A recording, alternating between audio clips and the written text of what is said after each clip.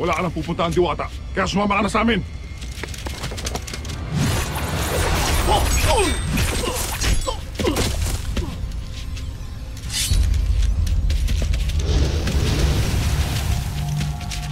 Ano ginagawa mo dito?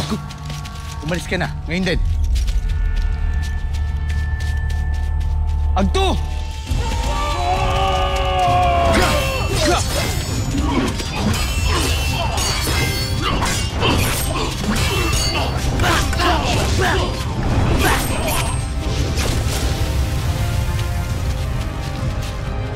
Mahal na Rama, marami pang paparating. Rama, katapusan na yata natin to. Pantok, umalis ka na.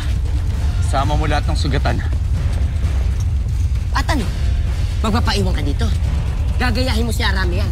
Pagpapakamatay ka din, gano'n? Wala akong pakialaman, Wantok. Sundin mo aking pinag-uutos. Umalis ka na, Wantok. Kaysan, sumama ka.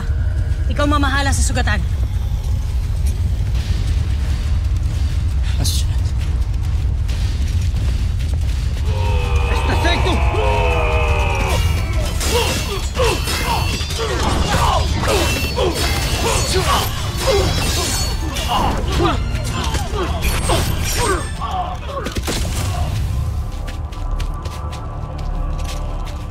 Buhay ka pa pala. Ashneya.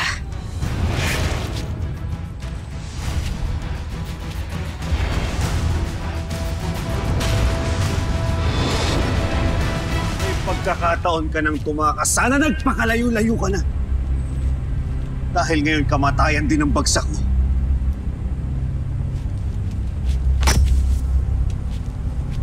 Nakapagdasal ka na ba sa iyong Emre? Pinagdasal ko na sana higit na maging karumal-dumal ang inyong kamatayan. Kesa sa naganap sa aking mga kaibigan. Pasneya! Sir Damasna, matagal na namin hinahanap ang Diwata na yan. Paubayan niyo na sa aming masta ang inyong bihag sapagkat malaki ang kanyang kasalanan kay Lilasari. At malaki rin ang dapat niyang ipaliwanag kung bakit buhay pa ang isang ito. Kunin niyo.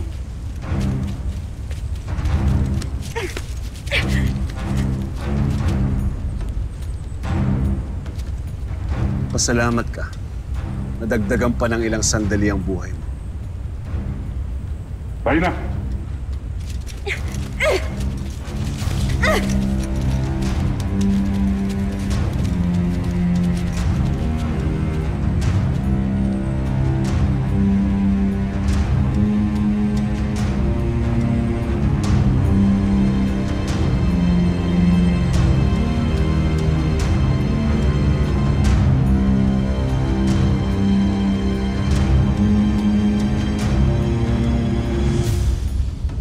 May bago na hukbo si Abria. Sa palagay ko ay nabuo ito gamit ang mahika. Tunay nga siya makapangyarihan.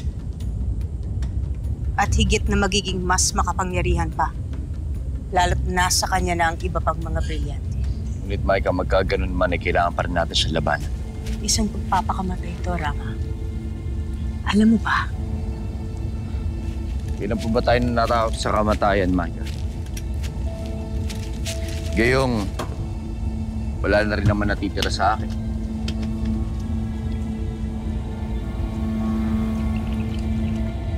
Kaya kahit man anong mangyari sa akin, magiging handa na ako.